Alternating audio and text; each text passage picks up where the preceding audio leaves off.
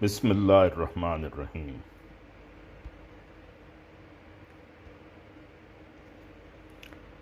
اے چھاؤں چھاؤں شخص تیری عمر ہو دراز، ڈائری مکرم عابد خان صاحب سے ایک انتخاب۔ دورہ کینیڈا، اکتوبر نومبر سن 2016 کے چند واقعات، حصہ چہارم۔ احمدیوں کے جذبات۔ جس دوران حضور انور اید اللہ تعالیٰ بنصر العزیز ملاقاتوں کا شرف بخش رہے تھے، میری ملاقات ایک احمدی وسیم ملک صاحب سے ہوئی جو 25 برس قبل کینیڈا منتقل ہوئے تھے۔ میں وسیم صاحب کو نہیں جانتا تھا، لیکن میں نے دیکھا کہ وہ میرے پاس آ کر کچھ گفتگو کرنا چاہتے ہیں۔ غالباً تیسری یا چوتھی مرتبہ انہوں نے اپنے بار بار آنے کی وجہ بتائی۔ نم آنکھوں کے ساتھ وسیم صاحب اس طرح محو گفتگو ہوئے کہ عابد صاحب، میں بار بار آپ سے ملنے کے لیے اس لیے آ رہا ہوں کیونکہ میں آپ سے بات کرنا چاہتا ہوں اور آپ کے ساتھ وقت گزارنا چاہتا ہوں، لیکن یہ آپ کی کسی خوبی کی وجہ سے نہیں ہے، بلکہ آپ سے ملنے کی صرف ایک وجہ ہے کہ آپ میرے محبوب حضرت خلیفۃ المسیح کے قریب ہیں، جو ایسا وجود ہے کہ جس کو میں ساری دنیا میں سب سے زیادہ پیار کرتا ہوں۔ دورہ جات میں اکثر ایسا ہوتا ہے کہ بعض احمدی احباب حضور انور اید اللہ تعالیٰ کے سٹاف ممبران کے پاس آتے ہیں اور محبت بھرے لہجہ سے گفتگو کرتے اور ان کے ساتھ کچھ وقت گزارنا چاہتے ہیں۔ یہ ایسی چیز ہے جو میں نے ذاتی طور پر مشاہدہ کی ہے، اور بعض سینئر قافلہ ممبران نے اس بات کو یقیناً میرے سے زیادہ مشاہدہ کیا ہوگا۔ یوں تو وسیم صاحب کے الفاظ بالکل درست اور حقیقت پر مبنی تھے جب انہوں نے مجھے باور کروایا کہ لوگ ہمارے پاس ہماری کسی خوبی کی وجہ سے نہیں آتے، بلکہ ہماری سمت میں ان کے دیکھنے کی ایک ہی وجہ ہے، اور وہ ان کی خلافت کے لیے محبت ہے۔ ہماری زندگی کے سب سے قیمتی لمحات۔ میری ملاقات عمران احمد خان صاحب عمر 38 سال سے ہوئی، جن کا تعلق مونٹریال سے تھا، اور وہ زندگی میں پہلی مرتبہ فیملی کے ساتھ حضور انور اید اللہ تعالیٰ بنصر العزیز سے ملاقات کی سعادت پا رہے تھے۔ عمران صاحب نے اپنے تجربات کے بارے میں بتایا کہ ہم کئی ہفتوں اور مہینوں سے دعائیں کر رہے تھے کہ ہمیں حضور انور اید اللہ تعالیٰ سے ملاقات کا شرف ملے۔ تاہم جب میں نے ملاقات کا فارم پر کرنا شروع کیا تو میں نصف فارم پر کر کے رک گیا، کیونکہ میرا خیال تھا کہ حضور انور جو اس دنیا کے سب سے عظیم شخص ہیں، کیا میرے جیسے گناہ گار آدمی کو آپ سے ملاقات کی درخواست کرنی بھی چاہیے؟ تاہم میری اہلیہ نے مجھے آمادہ کیا کہ میں اس فارم کو مکمل کروں، اور توجہ دلائی کہ ہم دونوں کو دعائیں اور استغفار میں کثرت اختیار کرنی چاہیے۔ چنانچہ ہم دونوں نے اس کے بعد خوب دعائیں کیں، اور یوں ہمارے یہاں آنے سے قبل بھی حضور انور نے ہماری اصلاح میں ہماری مدد فرمائی۔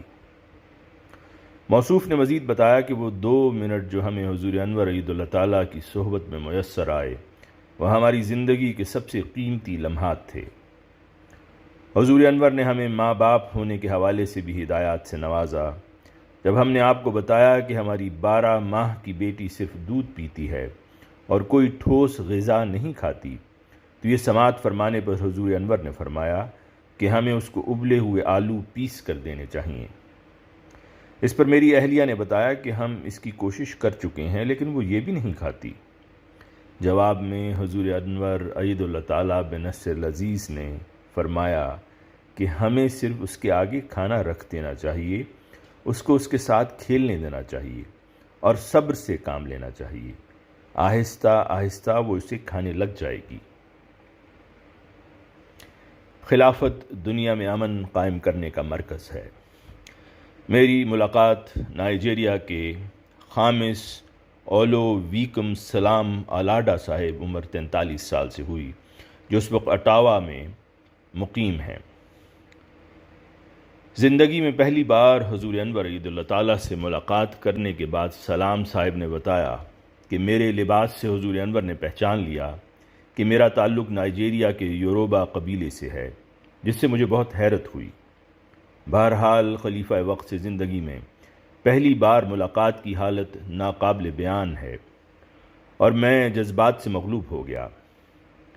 ہمارے خلیفہ ایک فرشتہ کی طرح معلوم ہوتے ہیں، اور میں پوری دنیا کو بتانا چاہتا ہوں کہ خلافت دنیا میں امن قائم کرنے کا مرکز ہے۔ موصوف نے مزید بتایا کہ میری بیٹی کی آنکھ میں شدید مسئلہ تھا۔ دراصل پہلے وہ دیکھ نہیں سکتی تھی، لیکن اب آپریشن کے بعد اس کی نظر اگرچہ بہت کمزور ہے مگر بینائی ہے۔ اس کو دیکھتے ہی حضور انور نے اس کی تکلیف کو بھانپ لیا، اور آپ نے حضرت مسیح موعود علیہ السلام کی مبارک انگوٹھی اس کی آنکھوں سے مس کی۔ مجھے یقین ہے کہ اس لمحہ کی برکت اس کی بینائی کو بہتر کرنے میں مددگار ثابت ہوگی انشاءاللہ۔ نفرت کا جواب امن سے دیا جائے۔ ایک اور دوست جو حضور انور سے زندگی میں پہلی مرتبہ ملاقات کی سعادت پا رہے تھے، وہ نسیم الدین احمد صاحب، عمر 33 سال تھے۔ ملاقات کے بارے میں نسیم صاحب نے بتایا کہ مجھے ایسی روحانی کیفیت کا تجربہ اس سے قبل نہیں ہوا، اور نہ ہی کبھی ایسے جذبات سے مغلوب ہوا ہوں۔ مجھے یوں محسوس ہوتا ہے جیسے اللہ تعالیٰ نے مجھے ساری دنیا کے خزانوں سے نواز دیا ہے۔ انہوں نے مزید بتایا کہ حال ہی میں میری اہلیہ کو ایک دھمکی آمیز نوٹس ملا ہے جس میں لکھا تھا کہ واپس اپنے ملک چلے جاؤ، مسلمانوں کے لیے یہاں کوئی جگہ نہیں۔ ہم نے یہ بات حضور انور عید اللہ تعالیٰ کو بتائی اور دعا کی درخواست کی۔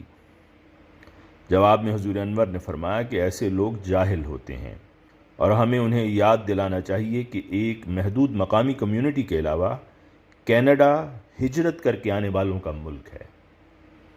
حضور انور عید اللہ تعالیٰ نے فرمایا کہ کوشش کریں کہ ایسی نفرت کا جواب امن سے دیا جائے، لیکن اگر یہ زیادہ بڑھے تو ہمیں پولیس کو رپورٹ کرنی چاہیے۔ چند انمول لمحات۔ اس شام مغرب اور عشاء کی نمازوں کی ادائیگی کے بعد مجھے کچھ وقت حضور انور عید اللہ تعالیٰ کی بابرکت مصاحبت میں گزارنے کا موقع ملا۔